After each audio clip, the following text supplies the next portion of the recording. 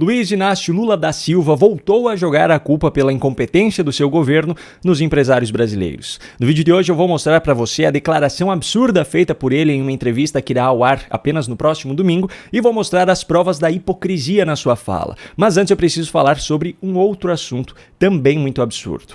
Eu não tinha como não falar sobre essa matéria mentirosa, mas muito mentirosa, de uma pseudo-jornalista militante no Estadão, já como uma parte de uma campanha que se inicia para defender a aprovação de uma proposta do governo Lula.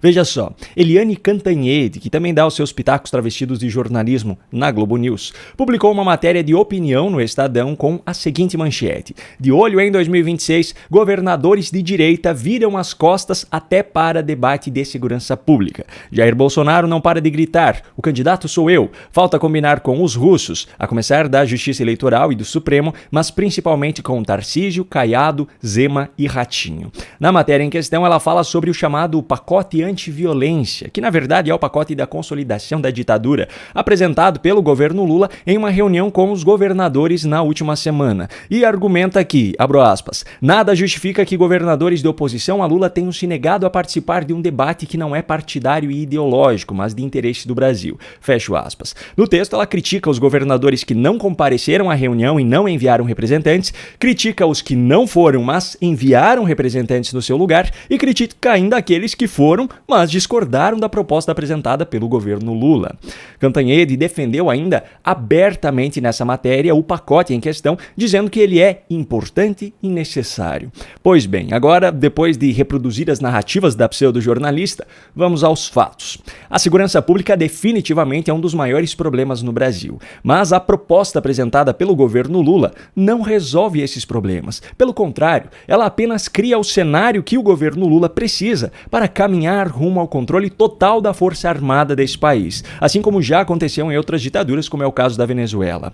Competências que hoje são dos estados seriam transferidas ao governo federal, que passaria a definir protocolos e condutas e monopolizaria as informações e estatísticas relacionadas à segurança. Mas, no meu ponto de vista, a pior parte ainda é a criação da Polícia Ostensiva Federal, que, de acordo com as alterações propostas no projeto apresentado pelo governo, aparentemente substituiria a Polícia Rodoviária Federal e seria basicamente uma segunda Polícia Federal, só que totalmente subordinada ao governo Lula. Diante desse cenário, o que os governadores de direita estão fazendo não tem absolutamente nada a ver com virar as costas para o debate sobre a segurança pública. O que eles estão fazendo, na verdade, é apenas não aceitar que o governo Lula consolide a ditadura no Brasil e, no meu ponto de vista, deveriam fazer isso de maneira ainda mais clara e firme.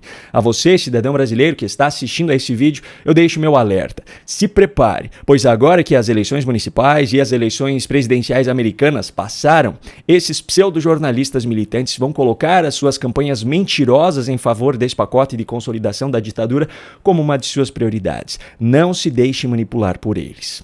Bom, eu ainda tenho um outro assunto muito importante para abordar aqui, mas antes eu tenho um recadinho rápido para você. Nem mesmo o resultado negativo nas eleições municipais de 2024 é capaz de frear a militância de esquerda. Ainda faltam 2 anos para o pleito de 2026, mas o exército de esquerdistas já está se articulando para propagar velhas e novas narrativas contra os seus adversários.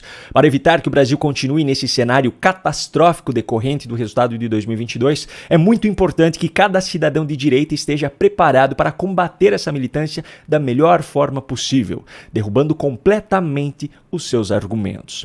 Para ajudar nesse sentido, eu preparei um material em vídeo com 12 aulas ensinando 12 estratégias diferentes para vencer debates contra militantes de esquerda. São 7 estratégias que já faziam parte do e-book, que talvez você já tenha até acessado, só que explicadas de maneira mais detalhada e aprofundada nesse curso, e ainda outras 5 estratégias inéditas. Vale ressaltar aqui que todo esse conteúdo foi preparado para ajudar tanto aqueles que debatem contra militantes diante de um público, quanto para aqueles que enfrentam esse tipo de situação no seu dia a dia, com colegas de trabalho, familiares ou amigos. Além de todo esse material, você terá acesso ainda a alguns bônus, como um módulo que reúne diversos debates históricos na íntegra, como os debates presidenciais de 1989, passando por 94, 2002, 2010, 2014, 2018, 2022 e até mesmo o debate com os candidatos à Prefeitura de São Paulo, onde aquela cena da cadeirada aconteceu. Você também terá acesso a um módulo bônus de aulas aulas com os principais ensinamentos de livros best-sellers mundiais, com conteúdo relevante para ajudar você a se preparar ainda mais para esses debates. Todo esse conteúdo será de livre acesso para você de forma vitalícia pelo investimento de apenas R$ 147, que pode ser feito por Pix, boleto ou parcelado no cartão de crédito.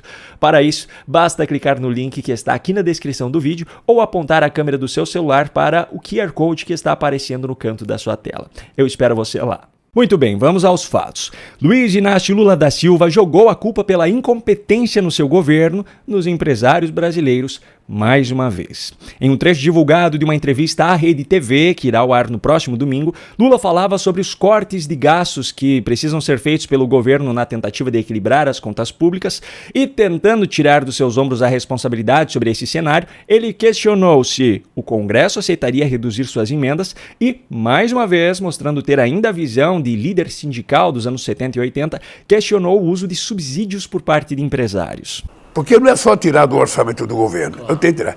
Os empresários que vivem de subsídio do governo vão aceitar abrir mão um pouco de subsídio para a gente poder equilibrar a economia brasileira? Vamos aceitar? Eu não sei se vão aceitar. Esse tipo de discurso de Lula não é inédito no terceiro mandato. No dia 18 de janeiro de 2023, ele disse que o empresário não ganha muito dinheiro porque ele trabalhou, mas porque os trabalhadores dele trabalharam. No dia 6 de julho de 2023, em relação aos 7 anos de paralisação do Conselho Nacional de Desenvolvimento Industrial, ele disse que houve certa atitude de covardia do setor industrial brasileiro. No dia 18 de janeiro de 2024, ele se posicionava contra a desoneração da folha e dizia que a defesa do tema era pequenez, afirmando ainda que não havia contrapartida por parte dos empresários aos trabalhadores. No mesmo dia, ele afirmou também que o empresário fica rico porque os trabalhadores trabalham, não ele. E esses exemplos que eu citei são apenas alguns dentre os inúmeros ataques feitos por Lula a empresários, banqueiros, ao agro ou a qualquer um que simplesmente divirja dos seus pensamentos ou represente uma ameaça aos seus interesses. Só que, em paralelo a isso, o governo Lula prepara um agrado para os servidores públicos comissionados. Mesmo em meio à pressão pelo corte de gastos, inflação crescente, acumulação de um déficit fiscal equivalente ao período de pandemia sem estar em pandemia, o governo Lula prepara propostas de reajuste salarial entre 9% e 30% para cargos em comissão e funções gratificadas, porque, segundo representantes do governo, há uma expressiva defasagem. Lula não é apenas inimigo dos empresários, ele é inimigo do Brasil. Enquanto ele constantemente ataca os maiores responsáveis pela geração de empregos e, consequentemente, pelo giro da economia nesse país, ele adota a típica política petista, a de geração de empregos para os seus aliados na máquina pública. Benefícios como o seguro-desemprego estão no alvo do corte de gastos, mas nunca a redução da estrutura do Estado, nunca a extinção de ministérios que não servem para nada além de acomodação de aliados políticos.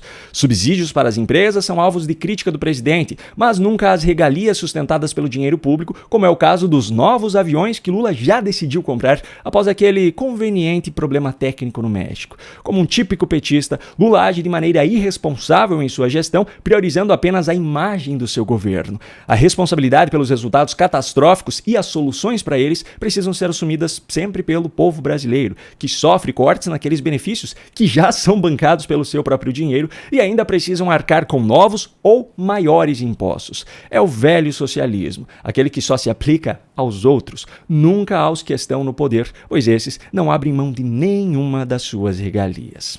Um grande abraço e até a próxima.